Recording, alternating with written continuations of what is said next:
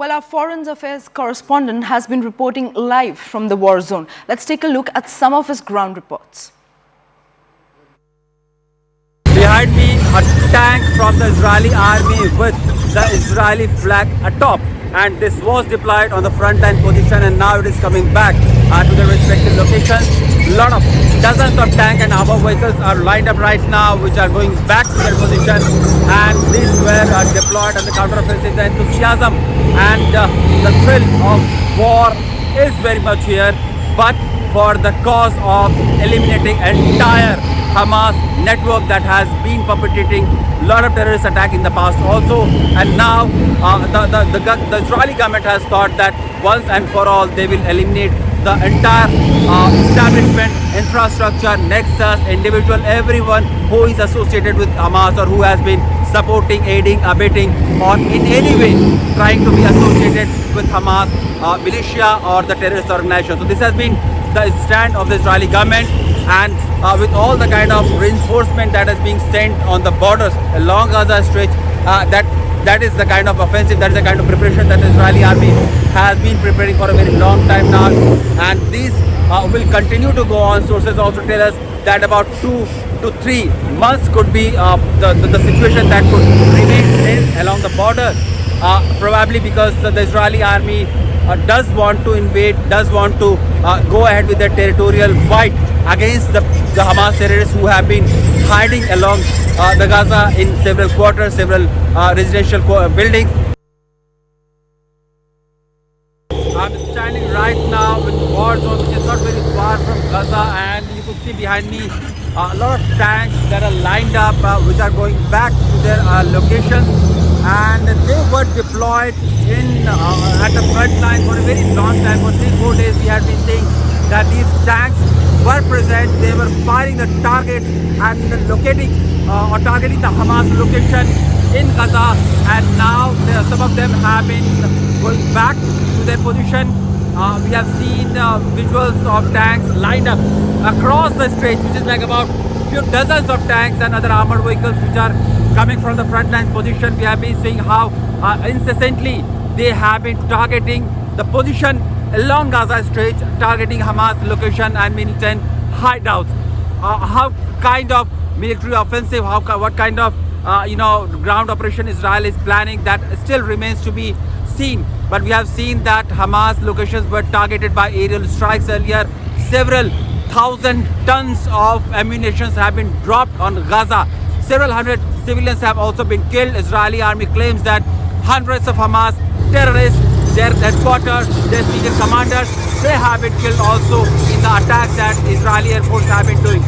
These tanks, which have been lined up along the Gaza Stretch, about 2 to 3 kilometers from where we are, have been targeting all those positions, and now they are coming back. So this is the kind of military offensive or the ground operation that Israeli army is conducting right now. I still had in my mind a crazy idea that we will be able to help them. I'm a mother, that's what I do.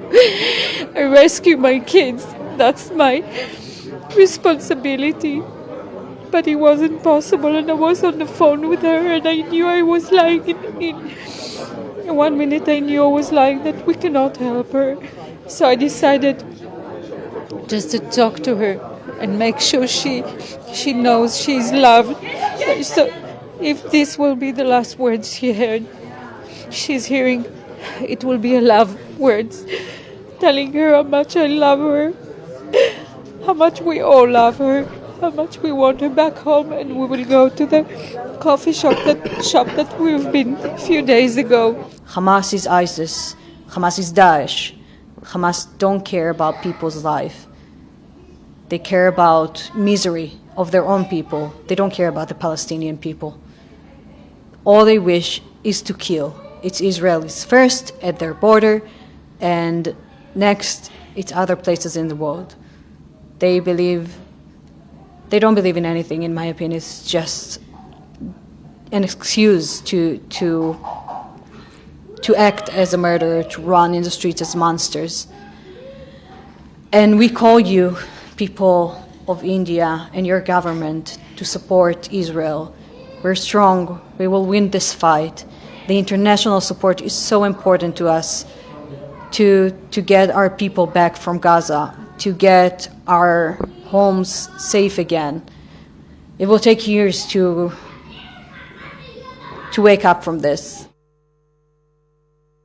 Some of the things we need to do moving forward, including practical ideas on getting assistance to Palestinians in Gaza who are in need, but also good and important conversations about the future and where we hope ultimately together we can bring this in a much more positive way.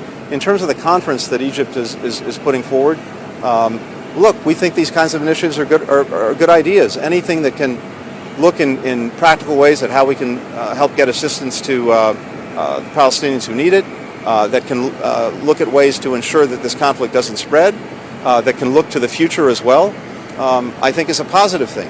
And what's very clear is this: there are two very different visions for the future and what the Middle East can and should be.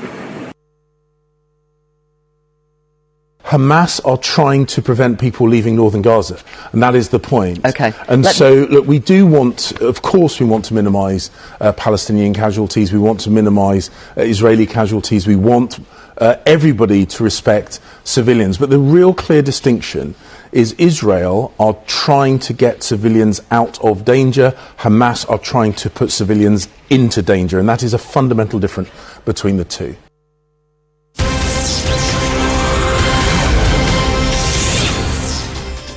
Well, this breaking update is from the war zone itself. Now, in first call with Palestinian President Abbas, US President Joe Biden discusses support for humanitarian aid to Gaza. Now, Biden has tweeted, and I quote, "I spoke with Palestinian Authority President Abbas to condemn Hamas's attack on Israel and reiterate that Hamas does not stand for the Palestinian people's right to dignity and self-determination. I assured him that we are working with the partners in the region to ensure humanitarian supplies reach civilians in Gaza and to prevent the conflict from widening."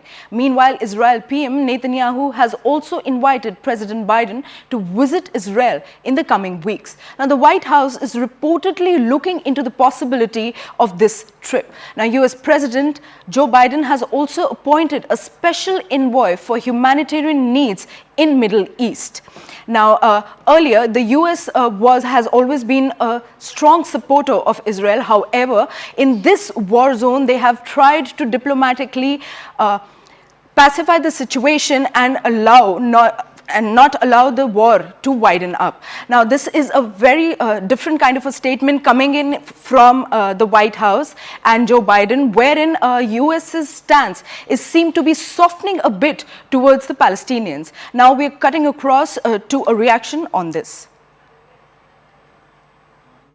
A week ago, we saw hate manifested another way in the worst massacre of Jewish people since the Holocaust. More than 1,300 innocent lives lost in Israel, including at least 27 Americans.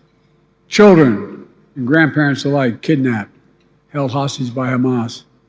The humanitarian crisis in Gaza, innocent Palestinian families, and the vast majority of them nothing to do with Hamas, spoke for over an hour with a family member of those Americans who are still unaccounted for.